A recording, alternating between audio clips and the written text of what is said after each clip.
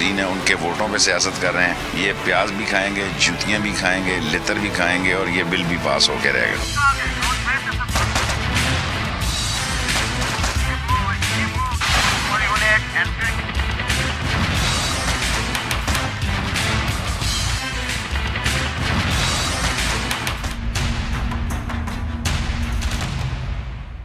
अस्सलाम वालेकुम। दूसरा रुख के साथ मैं हूं सैयद समर अब्बास। हुकूमत को जहां दीगर बड़े मसाइल का सामना है, वहीं फाटा के खैबर पख्तूनख्वा में इंजमाम और फाटा बिल पेश करने में ताखीर का मामला भी हुकूमत के लिए एक बड़ा मसला बन गया है। ये बिल कभी कौमी असम्बली के एजेंडे पर आता है तो अचानक ही 11th आवर पर निकाल दिया जाता है और वुज़रा भी अलग अलग तावीलें दे रहे हैं, नई नई डेड लाइन्स दी जा रही है, मगर मसला जूं का तूं। और अब फाटा सुप्रीम काउंसिल ने यह बिल पेश करने में रुकावट डाल दी है, जिन्हें कन्विंस करने के लिए हुकूमत की जानिब से कोशिशें की जा रही हैं।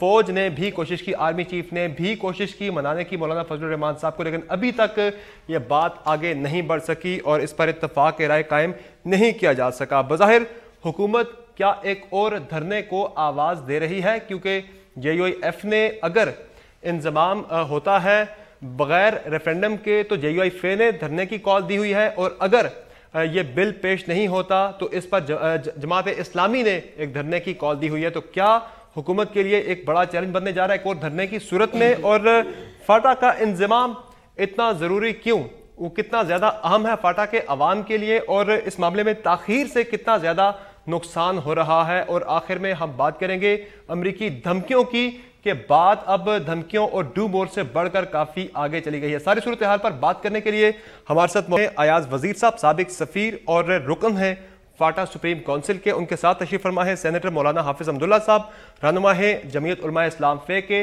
हमारे साथ मौजूद हैं सलीम साफ़ी साहब, सीनियर एंकर पर्सन हैं और तजियाकार हैं। और हमारे साथ टेलीफोन लाइन पर मौजूद हैं lieutenant general retired Abdul Qayyum साहब, सेनेटर हैं मुस्लिम लीग नून के। बहुत शुक्रिया तमाम मेहमानों का हमें शो में वक्त देने के लिए। जनरल साहब, आपसे स्टार्ट करूंगा। फाटा बिल क्यों हुकूमत के गले की हड्डी बनता दिखाई दे रहा है? मजबूरी आड़े आ गई है या फिर इत्तेहादियों का दबाव आपको बिल पेश करने से रोक रहा है? मसला क्या है आखिर? देखिए, मसला बिल्कुल वाज़ेह है। बात यह है कि पाकिस्तान मुस्लिम लीग पायनियर है सब्जेक्ट के ऊपर। इस प्रपोजल में हम फ्रंट में, हमारी हुकूमत में मर्कज़ की बात हुई, हम सबसे आगे हैं सारी पार्टियों से, और हम ये करना चाहते हैं। दैट इज द रीजन की कमेटी बनाई गई, दैट इज द रीजन के लोगों की राय ली गई, और इससे पहले तो 70 साल किसी ने एफर्ट नहीं की। ये तो हमारी सिंसेरिटी है मुस्लिम लीग नून की कि हम ये करना चाहते हैं। अभी मसला ये है कि मुल्क के अंदर जमहूरियत है, डिक्टेटरशिप तो है नहीं कि आप ऑर्डर के साथ एक चीज को फौरी तौर पर इम्प्लीमेंट कर दें। हम सारों के व्यू पॉइंट का एहतराम करते हैं, और आपने कह दिया कि जो अगर करोगे भी तो धरना देंगे, अगर नहीं करोगे भी तो फिर भी धरना देंगे। और पाकिस्तान इस धरने की मुतहम्मल नहीं हो सकती, और बहुत सेंसिटिविटीज है। देखिए उधर से ट्रम्प जो है वो थ्रेट कर रहा है, क्या क्या किया है, इधर इंडिया है, उधर जंग शुरू है।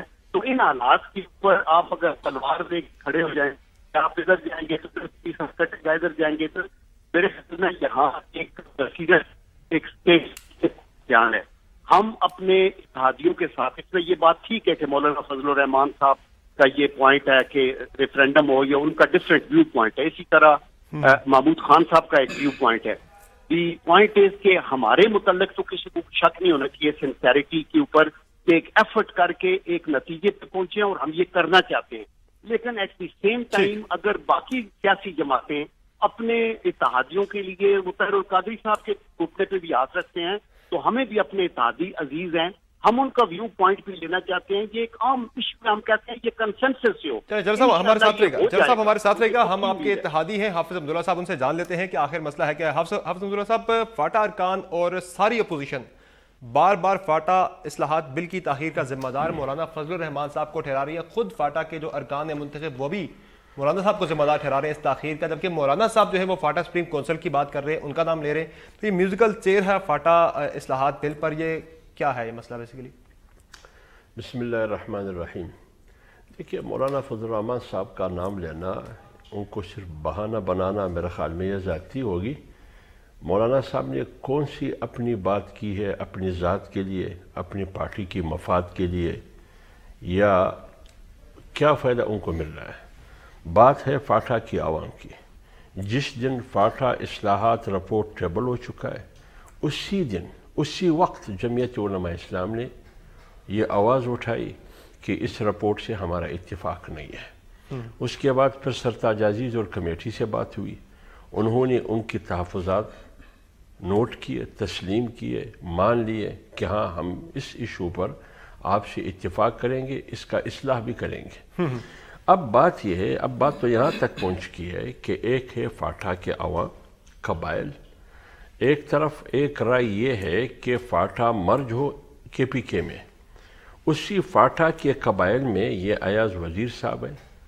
ये ऐसा नहीं है कि कुछ जानता भी नहीं है और समझता भी नहीं है और इनका फाटा से ताल्लुक़ भी नहीं है, ये तमाम चीज़ें यहाँ है। इस किस्म के सैकड़ों लोग हैं, कबाइल है, बड़े बड़े संजीदा लोग और दानिश्वर लोग, यूथ भी है उसमें। वो सब कहते हैं यूथ एक रैली लेकर इस्लामाबाद में मेरी बात फाटा की यूथ थी वो नहीं, वो फाटा की यूथ नहीं थी, वो पीपल्स पार्टी PTI और दीगर सियासी पार्टियों की यूथ थी। उनको इकट्ठा करके एक मलगूबा बनाया और इनको यहाँ इकट्ठा जमा किया। इल्जाम लगता है कि फाटा सुप्रीम काउंसिल में से लोग आपके मेरी बात पर वो सारे अभी अयाज वजीर को हमने उनको हथकड़ियाँ लगाई, ज़बरदस्ती उनको लाया बिठाया है उनको। लेकिन उसका तो मैं सबूत दे सकता हूँ कि गाड़ियों में किसने लाया, उनकी फाइनेंशियली सपोर्ट किसने की, ये भी हमें मालूम है, सब कुछ मालूम है। अब बात यह है कि फाटा के कबाइल में एक राय नहीं है, वो तकसीम है। सही है। और आप फाटा की पार्लियामेंटेरियन की बात करते हैं, 19 के 19 पार्लियामेंटेरियन की एक राय नहीं है। तो जब पार्लियामेंटेरियन की राय एक नहीं है, फाटा की कबाइल की राय एक नहीं है, सियासतदानों की राय एक नहीं है, अब हुकूमत को और इन सियासी जमातों को और बाज़ दानिश्वरों को किसने मजबूर किया है कि आप इंजमाम पर जोर दे रहे हैं? आपका मकसद क्या है? ठीक, सलीम साफी साहब, पहले इंजमाम फिर मेन स्ट्रीमिंग और अब फाटा सुप्रीम काउंसिल, मामला कंसेंसस का है या फिर विल का? रुकावट आपको कहाँ नजर आ रही है? रुकावट सिर्फ और सिर्फ एक शख्स है, उनका नाम है मियां मोहम्मद नवाज शरीफ साहब। ये मौलाना फजल रहमान साहब पे इल्ज़ाम है, गलत इल्ज़ाम है कि वो रुकावट डाल रहे हैं, क्योंकि आज तक जो काम मियां नवाज शरीफ साहब ने चाहा है, मौलाना फजल रहमान साहब ने उसमें कभी रुकावट नहीं डाला है। वो उनकी हुकूमत का हिस्सा है। अब पहली बात तो ये है कि ये जब कमेटी पहले इस हुकूमत ने किया, नेशनल एक्शन प्लान की मंजूरी दी, उस हुकूमत में भी मौलाना साहब शामिल थे, नेशनल एक्शन प्लान में भी, जिसमें पाटा इस्लाहात की बात की गई। फिर जो कमेटी बनाई, मैं तो मियां नवाज शरीफ साहब की हुकूमत को पख्तूनों के लिए और फाटा के लिए पहले दिन से जहर कातिल समझता हूँ। और मैं पहले दिन से ये कहता हूँ कि मियां नवाज शरीफ साहब ने हमेशा पख्तून बेल्ट के साथ और बलोच बेल्ट के साथ ज़्यादती की है। लेकिन उन्होंने जब कमेटी बना दी, उसमें सरताज अजीज़ साहब थे, उसमें अकरम दुरानी साहब के काबीना के कुलीग कादर बलोच साहब थे, ये सारे लोग थे। वो उस पर हमने एतराज़ किया, किसी और ने किया। तो अगर तो मौलाना साहब की वाकई इस तरह की ख्वाहिश होती तो उस वक़्त मौलाना साहब कह देते अपने वज़ीर आज़म मियां नवाज शरीफ साहब से कि भाई ये कमेटी ना बनाओ, इसमें कबाइलियों से रेफरेंडम कर लो या अलग सूबा बनाओ, और अगर नहीं करते तो मैं कबाइलियों से मुखलिस हूँ, मैं उनकी खातिर हुकूमत छोड़ देता हूँ। ऐसा कोई काम उन्होंने नहीं किया। फिर ये कि इस कमेटी के साथ न मैंने मुशावरत की है, न किसी और ने की है, बहुत सारे कबाइलियों से नहीं किया गया होगा। लेकिन ये कमेटी जब जनूबी वज़ीरिस्तान जाती है तो ये मौलाना साहब की हुकूमत की, ये हुकूमत जितनी मियां नवाज शरीफ की है उसी तरह ये मौलाना फजल रहमान साहब की भी है। ये कमेटी जब साउथ वज़ीरिस्तान जाती है तो उधर जिन लोगों से मशवरा करती है, ये आप दिखा दे, ये सरताज अजीज़ कमेटी की, तो फ्रंट सब पे कौन बैठे हुए, जो इस वक्त एक मौलाना फजल रहमान साहब की जमात के एमएनए हैं, दूसरे सेनेटर्स हैं, और आजकल उनको सुप्रीम उनका ये कि हमसे मशवरा नहीं किया गया, हालांकि मशवरे में ये सबसे पहले बैठे हैं। एक और साहब को इन्होंने आगे किया है, ये खान मरजान साहब, वो भी कहते हैं कि आजकल ये देखे, ये जो लोग कह रहे हैं मशवरा, तो इनसे मशवरा नहीं किया गया है, पीपल्स पार्टी से हो सकता है नहीं किया गया हो, तहरीक इंसाफ से न किया गया हो, किसी और से। फिर जब ये रिपोर्ट इन्होंने तैयार कर दी तो इसकी वफाकी काबीना ने मंजूरी दे दी। उस काबीना में अकरम दुरानी साहब मेंबर थे, उन्होंने न डिसेंडिंग नोट दिया, نہ اس سے واک آؤٹ کیا. اور اگر واقعی مولانا صاحب اس معاملے میں اتنا سنجیدہ ہوتے تو اس وقت اکرم درانی صاحب سے کہتے کہ حکومت چھوڑ دو, یہ تو قبائل کی مرضی کے خلاف سب کچھ ہو رہا ہے. تو میرے لیے تو یہ رپورٹ اور یہ انضمام, یہ ساری چیزیں مقدس اس لیے بن گئی ہے کہ اس کے لیے ایک الیکٹڈ گورنمنٹ نے, جس کے مولانا صاحب حصہ دار ہیں, اس نے کمیٹی بنائی. اس کمیٹی نے دعویٰ کیا کہ میں نے قبائلی لوگوں سے مشاورت کی, اور کسی اور سے کی ہو یا نہ ہی کی ہو, لیکن صالح شاہ صاحب اور جو ان کے باقی لوگ ہیں ان سے کر لی.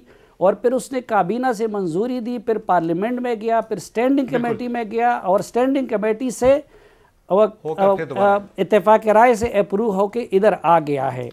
میں اس لیے یہ سمجھتا ہوں اس پورے عرصے میں نہ احتجاج نظر آتا ہے, اور آج بھی اس حکومت سے نہیں نکلتے. یہ ڈیبیٹ میرا اور ان کا ہے ہی نہیں, یہ ڈیبیٹ نواز شریف کا اور فضل الرحمان صاحب کا بنتا ہے, یہ ڈیبیٹ سرتاج عزیز صاحب کا اور اکرم درانی صاحب کا بنتا ہے. اب اس لیے میں کہتا ہوں کہ یہ نواز شریف کا ڈرامہ ہے, وہ یہ 100 بلین روپیز ادھر لانا نہیں چاہتے, ورنہ اپنے اتحادی کے لیے اور مولانا صاحب کے لیے منانا ان کا, اور وہ اپنے گیم میں مشکل کام نہیں تھا. آپ کا پوائنٹ بالکل آ گیا سلیم صاحب, بالکل صحیح ہے. ٹھیک ہے ایاز عزیز صاحب, حکومت راضی, اپوزیشن راضی, فاٹا کے منتخب نمائندے راضی, تو پھر فاٹا کے خیبر پختونخوا میں انضمام پر فاٹا سپریم کونسل کو اعتراض کیوں, الگ صوبہ کیوں ضروری ہے؟ اور جس طرح سلیم صاحب نے کہا کہ جو فاٹا سپریم کونسل کے اکثر لوگ ہیں وہ ان سے مشاورت کی گئی ہے پہلے مرحلے میں جب کمیٹی سرتاج عزیز صاحب کی گئی تھی. دیکھیں آپ اینکر پرسن ہیں, آپ ایسے الفاظ استعمال کریں جو آپ کی نیوٹریلٹی کو مینٹین کر لے. آپ نے کہا کہ فاٹا کے پارلیمنٹیرین اس پہ راضی ہے. اگر آپ نے فاٹا کے 19 پارلیمنٹیرین اس سبجیکٹ پہ اکٹھے بٹھا کے ان سے کہلوا دیا کہ فاٹا کو مرج کر لو, یہ میں نے پہلے بھی جیو کے ایک کیپٹل ٹاک میں کہا تھا, ابھی بھی کہتا ہوں, اگر کوئی مجھے وہ اکٹھے بٹھا کے دکھا دے, میں بغیر کسی شرط کے, سن لو, بغیر کسی شرط کے میں مرج کرنے پہ راضی ہوں, لیکن وہ ایسی بات نہیں ہے. دوسری بات یہ کہ عبدالقادر بلوچ کو میں نے جیو ٹی وی پہ سنا خود, آپ اس کو ریوائنڈ کر لیں, جیو کے پروگرام میں اسے پوچھا مرجر کے بارے میں, تو اس نے کہا کہ اگر صاف بتا دو, شاید لفظ بھی ایمانداری کا کہا, کہ اگر ایمانداری سے کہوں تو ہم نے جتنا دورہ کیا فاٹا کا, اس میں کرم سے ایک آواز آئی تھی مرجر کی, ایک آدھ شاید ایف آر کا کہا تھا, باقی کہیں پہ بھی کسی بھی ایجنسی میں مرجر کے حق میں ووٹ نہیں آیا.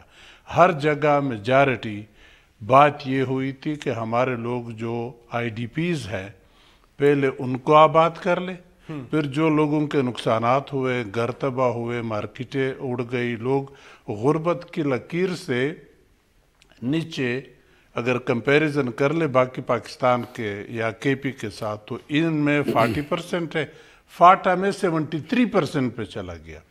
تو ان لوگوں کو آباد کر لے, اس کے بعد مین سٹریمنگ کی طرف دیکھ لے. مین سٹریمنگ پہ کسی کو جھگڑا نہیں ہے, ایف سی آر کے ختم کرنے پہ کسی کو جھگڑا نہیں ہے, ڈیولپ کرنے پہ کسی کو جھگڑا نہیں ہے. اگر جھگڑا ہے تو وہ مرج میں اور صوبے میں.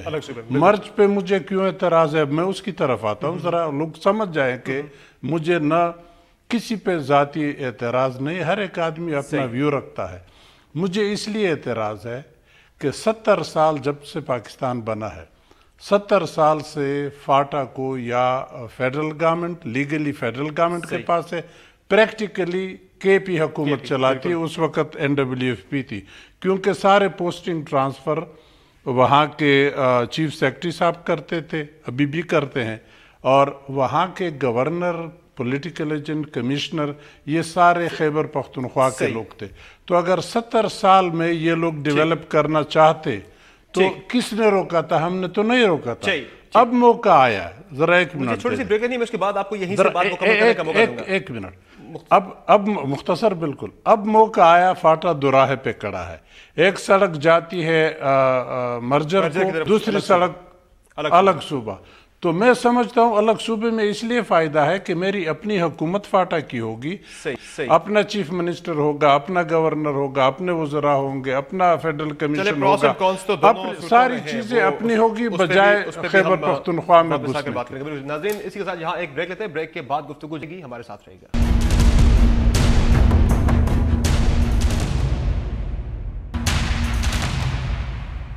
ویلکم بیک ٹو دا شو۔ صاحب بریک سے پہلے جس طرح سے بات ہوئی، ایاز وزیر صاحب نے بتایا، حافظ عبداللہ صاحب نے بتایا کہ مرجر کے بجائے فاٹا ایک الگ صوبہ ہو تو وہ زیادہ بہتر ہے، تو آپ کے پاس کاؤنٹر آرگومنٹ کیا ہے؟ کیا واقعی مرجر میں زیادہ بہتری ہے یا الگ صوبے میں؟ اور الگ صوبہ نہ بننا پاکستان کے لیے کتنا زیادہ نقصان دے سکتا ہے؟ اگر الگ صوبہ بن جاتا ہے تو پاکستان کے لیے کیا نقصان ہے اس میں؟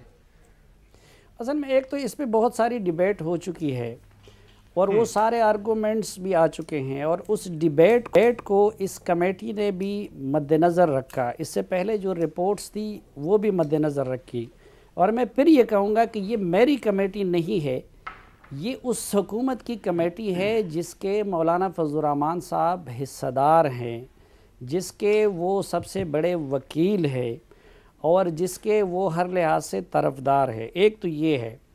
دوسری بات یہ ہے کہ اس وقت میں آپ کو ایک سمپل سی مثال دیتا ہوں کہ ہو سکتا ہے کہ وہ لوگ جو میری طرح اسلام آباد میں رہتے ہوں ان کو تو زیادہ فرق نہیں پڑتا ہوگا، لیکن اس وقت خیبر پختونخوا کے جو انسپکٹر جنرل پولیس ہے وہ وزیرستان کے محسود ہیں۔ اس وقت وہاں کے جو chief justice Peshawar high court ہے وہ آفریدی ہیں۔ پھر سب سے بڑی بات یہ ہے کہ یہ جو ہمارے ایم این ایز اور سینیٹرز اور ملکانان اور یہ اسٹیبلشمنٹ اور ان سب نے تو قبائلی علاقوں کو اتنا تباہ کر کے رکھ دیا ہے کہ آج قبائلی علاقوں کے اندر نہ کوئی اپنی یونیورسٹی ہے نہ کوئی اپنا ہاسپٹل ہے۔ تو میرے جو وہاں کے قبائل ہیں وہ علاج کے لیے ان کے ہاسپٹل میں آتے ہیں، وہ یونیورسٹی اگر ان کی کوئی ہے تو وہ خیبر پختونخوا کی یونیورسٹیوں میں جاتے ہیں۔ اور پھر اگر آج یہ تفریق روا رکھی جائے، اور اسی لیے جو ان کا چیف ایگزیکٹو ہے گورنر وہ پشاور میں ہیں، ان کا جو دوسری طرف فاٹا سیکٹریٹ ہے وہ پشاور میں ہیں، حتیٰ کہ باڑا ایجنسی جو خیبر ایجنسی کا پولیٹیکل ایجنٹ ہے وہ یہاں پہ بیٹھتا ہے۔ اب مجھے یہ فکر ہے اس وقت ان لوگوں کو امیجیٹلی چاہیے نمبر 1 ہیومن رائٹس اور انسانی آزادی، کہ وہ یہ ظلم سے ان کو نجات ملے، ان کو قانون چاہیے، ان کو اسمبلی میں نمائندگی چاہیے، اور اس سے بھی بڑھ کے ان کو سڑک چاہیے، ان کو روزگار چاہیے، ان کو تعلیم چاہیے، ان کو صحت۔ اچھا، اب اگر کل آپ اس کو یہ کرتے ہیں تو وہ تنازعہ تو اپنی جگہ پہ کہ باجوڑ کو دارالحکومت بنائیں گے یا کسی اور جگہ کو بنائیں گے، وزیرستان کو ایک اسٹریم ہے، کل دوسرا ایکسٹریم ہے، لیکن کل وہ لوگ اگر کہیں کہ اب تو آپ کا الگ صوبہ بن گیا، اور آئی جی پی سے بھی کہے کہ تم جاؤ اپنے قبائلی علاقوں میں، اور اس سے بھی کہے کہ تم بھی اپنے جاؤ اپنے قبائلی علاقوں میں، تو پریکٹیکلی تو میں اس کی 2 آسان مثالیں آپ کو دیتا ہوں کہ دیکھیں حاجی غلام علی صاحب مولانا فضل الرحمان صاحب کے دست راست ہیں، ہمارے بھی دوست ہیں، وہ بنیادی طور باجوڑ کے ہیں۔ مولانا صاحب نے پشاور کے لیے ڈسٹرکٹ ناظم منتخب کروانا تھا تو غلام علی صاحب کو کروا دیا۔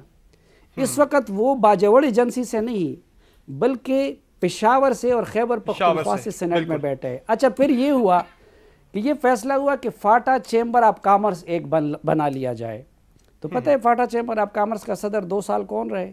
وہ حاجی غلام علی صاحب رہے۔ تو پریکٹیکلی انہوں نے بھی اس کو مرج کیا ہے۔ اس وقت ان کی جو یہ سپریم کونسل کا جو سو کارڈ ہے اس کے سربراہ انہوں نے بنائے ہیں مفتی شکور صاحب، یہ ان کی جماعت کے فاٹا کے امیر ہے۔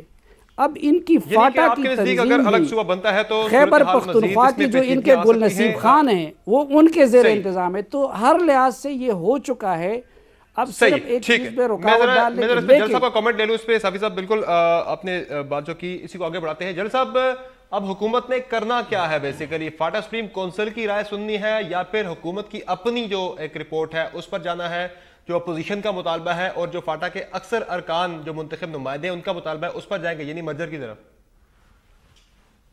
دیکھیں، ابھی سلیم صافی صاحب نے جو ریشنل اپنے طور پہ دیا ہے نا کہ نارتھ سے لے کے ساؤتھ تک، باجوڑ سے لے کے جنوبی وزیرستان تک جو کنفیگریشن ہے فاٹا کی اور جو ان کی ایفینٹی یا الائنمنٹ ہے سیٹل ڈسٹرکٹ کے ساتھ اور جو ایڈمنسٹریٹو کنوینئنس ہے، یہ ایک بڑا ریزن تھا یہ کرنے کا کہ اس کی merger who. That is why Pakistan کی تینوں بڑی پارٹیاں، پاکستان مسلم لیگ نون، پی پی پی، تحریک انصاف، وہ اور اوور ویلمنگ میجارٹی جو یہ کمیٹی گئی اور سب کو اور پھر آرمی کی لیڈرشپ، سب نے مل کے یہی کہا کہ جی اس طرح کیا جائے کہ اس کا مرجر ہو. میں یہ کہنا چاہتا ہوں، لیکن ابھی آپ ہم سے پوچھتے ہیں کہ حکومت کیا کرے. آپ نے ان تینوں کے ویو پوائنٹ سنے، ان مختلف آراء کی صورت میں یہ کیسے ممکن ہے کہ آپ فوری طور پہ ایک جلدی فیصلہ کر کے اس کو آگے چلا دیں؟ ہم تو یہ چاہتے ہیں کہ فوری طور پہ نہیں صاحب، پچھلے سال اگست میں یہ رپورٹ آئی تھی، اس کے بعد اب تک سال سے اوپر ہو گئے. ٹھیک ہے، لیکن دیکھیں میں آپ کو یہ بات بتاؤں کہ ایک رافی صاحب نے یہ کہا کہ میاں نواز شریف جو ہیں وہ مین پرابلم ہے اس بات کے، اور وہ سنسیئر نہیں ہے. میرے خیال میں یہ کمنٹ جو ہے یہ ٹھیک نہیں ہے، بیکاز اگر وہ سنسیئر نہ ہوتے تو وہ کمیٹی نہ بناتے، وہ انیشیٹ ہی نہ کرتے اس سبجیکٹ کو. اور ان کے ذہن میں یہ ہے کہ وہ فوری طور پہ دیر از نو کوشچن کہ وہ 100 ارب روپیہ فاٹا کو نہیں دینا چاہتے. فاٹا جو ہے وہ کلوز ٹو آر ہارٹ ہے اور پوری پاکستانی قوم جانتی ہے کہ وہاں ڈیولپمنٹ ہونی چاہیے. لیکن میرے خیال میں ساروں کی ویو پوائنٹ کو سن کے اگر ہم کنسنسس کر لیں تو بہتر ہے. اینڈ آئی ایم شیور کہ اس کے اوپر کنسنسس ہوگا، کیونکہ اوور ویلمنگ میجارٹی اس میں کوئی ڈاؤٹ نہیں ہے کہ وہ مرجر کے فیور میں ہے، اور بہت سے لوگ یہ سمجھتے ہیں کہ یہی اس کا حل ہے. تو آئی تھنک کہ اس کے اوپر کچھ نہ کچھ انشاءاللہ ہو جائے گا. بٹ یہ ہے کہ لوگوں کے ویوز کو بھی آپ کو لینا ہوا. ایک ایسا ایشو جو پچھلے 70 سال سے سیٹل نہیں ہوا، تو اگر ابھی ہم کرنا چاہتے ہیں اور ہم ان کو مین اسٹریم میں لانا چاہتے ہیں تو میرے خیال میں ہمیں اسٹیپ لینا ہوگا. At the end of the day آپ دیکھیں گے کہ مسلم لیگ نون ہی اس پہ فیصلہ لے گی سب کی رائے لینے کے بعد، اور انشاءاللہ یہ مرجر ہو جائے گا.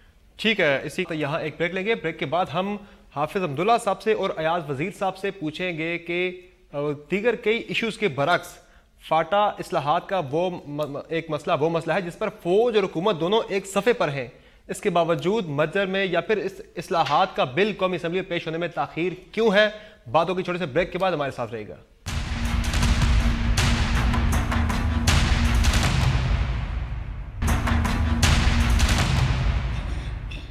ویلکم بیک ٹو دا شو.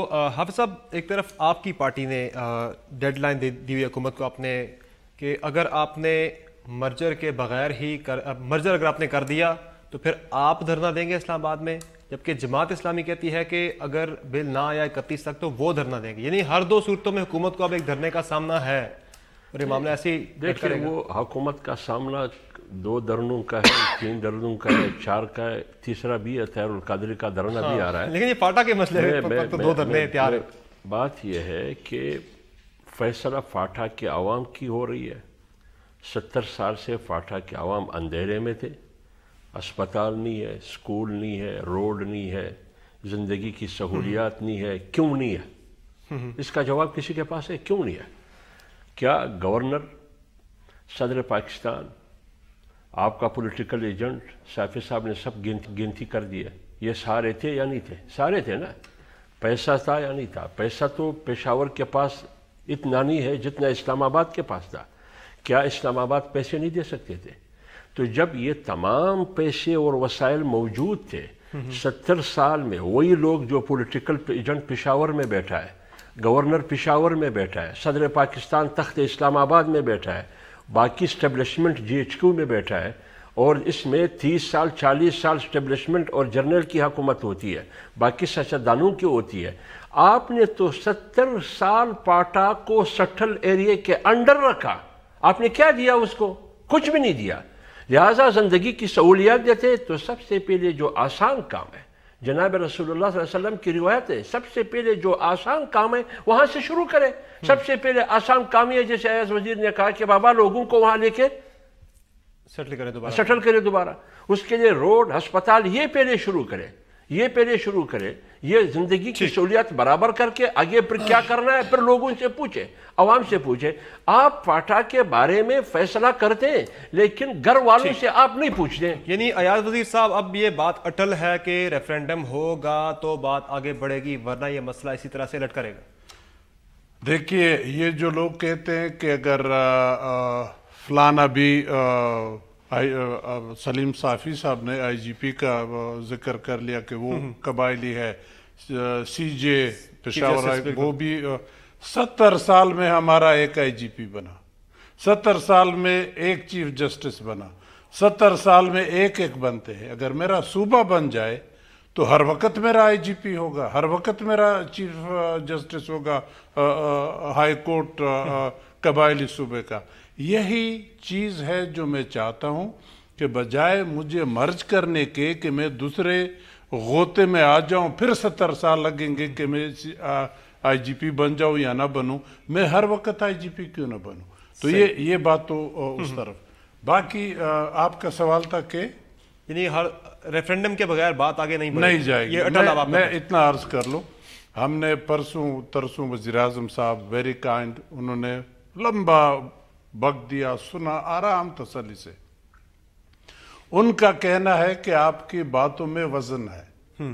मैं बगैर दलील के, बगैर स्ट्रांग आर्गुमेंट के बात करता नहीं। अगर मैं इस स्टैंड पे खड़ा हूं कि इसको सुबह बना लूं, तो मैं चाहता हूं कि फाटा के लोगों के लिए ज्यादा फायदा ले लूं मरकजी हुकूमत से, बजाय मर्ज होने के। मुझे उसमें ज्यादा फायदे नजर आते हैं। तो वो मैंने एक चीज गिन के वजीर आजम साहब के सामने रख ली। तो मैंने कहा आप डेमोक्रेटिकली इलेक्टेड वजीर आजम है, मैं भी वही हक चाहता हूं आपसे कि फाटा का फैसला जमहूरी तरीके से रेफरेंडम के जरिए कर ले। अगर रेफरेंडम हो नहीं सकता तो मैं वापस ले लेता हूं। लेकिन आर्टिकल 48 कॉन्स्टिट्यूशन का, पाकिस्तानी आइन का आर्टिकल 48 इजाजत देता है, रेफरेंडम हुए हैं, इस मसले को मुतनाज़ा क्यों बनाते हो। तो उन्होंने आखिरी बात ये कही कि आपकी बातों में वजन है, लेकिन इस पे हम मिल बैठ के सब लोगों से कंसेंसस लेके इत्तेफाक से इस राय को हल करेंगे। और उसके साथ मैं एग्री करता हूँ, बिल्कुल कंसेंसस होना चाहिए। उलझे हुए हम मुख्तलिफ मसाइल के अंदर, और इसी दौरान अमेरिका का दबाव भी पाकिस्तान पर बहुत ज़्यादा बढ़ रहा है। बात डूमोर से काफ़ी ज़्यादा आगे निकल चुकी है। इस पर बात होगी छोटे से ब्रेक के बाद। स्टे विद अस।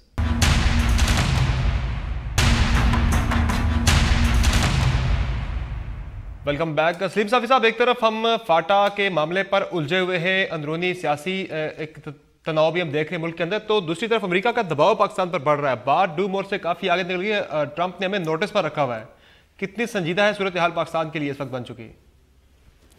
देखें, ये जो अमेरिका ने इस वक्त दबाव बढ़ाया हुआ है, डोनाल्ड ट्रंप ने या बाकी लोगों ने, उसकी एक वजह ये भी थी कि अफगानिस्तान में पिछले सालों में हमने जो स्ट्रेटेजिक डेप्थ के नाम पे जो कुछ किया, और जिसमें हमारी दीनी जमातें सबसे बढ़ के एक मोहरे के तौर पर इस्तेमाल हुई, उसमें एक बड़ा रीज़न ये भी था, ये जो फाटा की इस वक्त सूरत हाल है कि इस फाटा को हमने उस गेम के लिए लॉन्चिंग पैड के तौर पर इस्तेमाल किया। कभी हमने यहाँ मुजाहिदीन को रखा, कभी हमने यहाँ पे मुल्ला उमर और उनके तालिबान को रखा।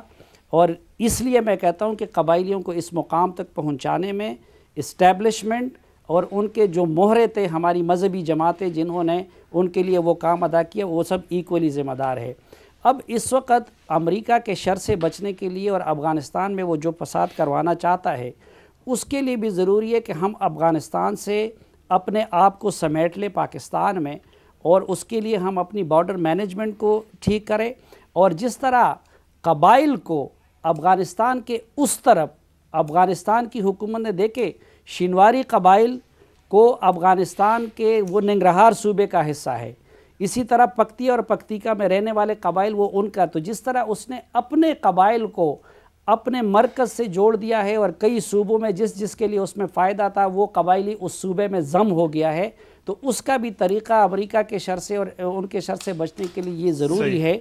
और इसलिए वो ताकतें चाहती हैं कि ये ख़ुद मुख्तारी के नाम पे और रिवायात के नाम पे कबाइली इलाकों को इस तरह रखा जाए ताकि कल रॉस या ये और ये लोग हमारे लिए उसको एक लॉन्चिंग पैड के तौर पर इस्तेमाल करें। ठीक। आज़म साहब, किस तरफ जा रहे हैं हालात? अमेरिका कह रहा है कि आप दहशतगर्दों को महफूज पनाहगाहें दे रहे हैं। पाकिस्तान ने बार बार वाज़ेह कर दिया है कि हमने कामयाबियां हासिल की हैं, हमने दहशतगर्दी ख़त्म कर दी है, दहशतगर्दों को ख़त्म कर दिया है, अब आप डू मोर करें।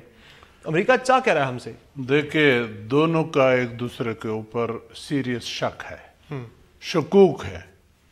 अमेरिका कहता है, उनके प्रेसिडेंट ने 21 अगस्त वाले तकरीर में कहा, फिर उसके बाद आपके वज़ीर आज़म गए, आपके वज़ीर ख़ारजा वहाँ गए, उनको ये बात कही, फिर उनके वज़ीर ख़ारजा यहाँ आए, उनके वज़ीर दिफा आए, अब ये वजीर क्या नाम है नायब सदर ने बागराम में बात कही, बिल्कुल, तो इसने तो जरा ज्यादा खुल के वो बात कही जो ट्रंप ने पहले कही। बिल्कुल, उनका शक है कि आप दहशतगर्दों को पनाह दे रहे हैं, ये शक खुल के कहते हैं कि आपके यहाँ हकानी नेटवर्क है, आपके यहाँ तालिबान बैठे हैं, वो हमें मारते हैं, हमारे दुश्मन है, आप उनके खिलाफ कार्रवाई कर ले।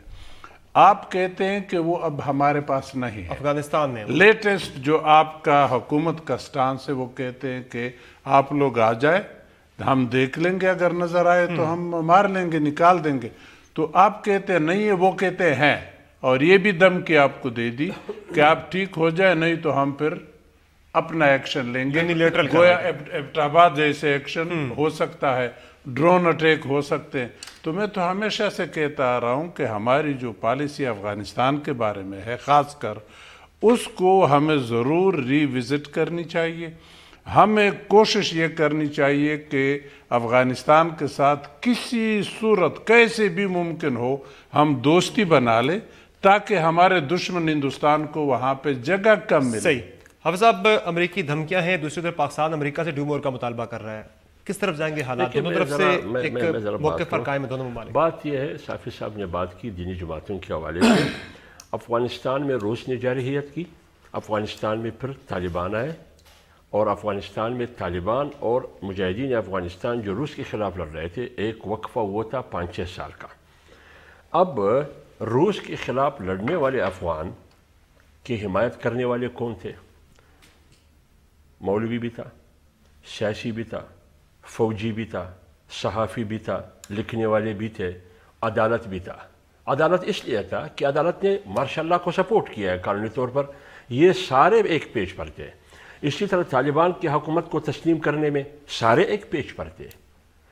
सिर्फ कहाँ इख्तिलाफ आया, जब 9/11 के बाद पॉलिसी तब्दील हुई एक टेलीफोन कॉल पर, सिर्फ और सिर्फ जमीयत उलमा इस्लाम का मौक़िफ़ यह था कि आपकी पॉलिसी गलत है, दीनी जमातों का मौक़िफ़ यह था कि आपकी पॉलिसी गलत है।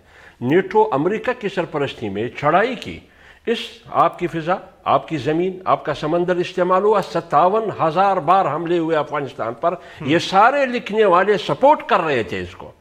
और इसी तरह आपकी हुकूमत, आपकी रियासत, सब सिर्फ मजहबी जमातें मुखालफत कर रही थी कि आपने अपने मुल्क को दलदल में फंसा दिया, एक पराई जंग को अपने आप पर मुसल्लत किया। सही।